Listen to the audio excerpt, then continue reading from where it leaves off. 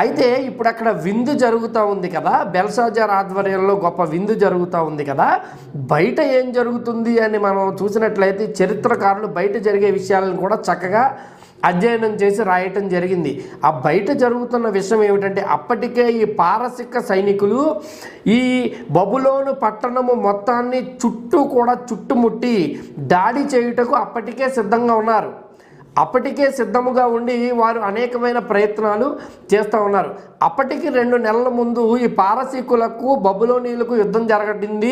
అయితే ఆ యుద్ధంలో ఈ బబులోను ఓడిపోవటం జరిగింది.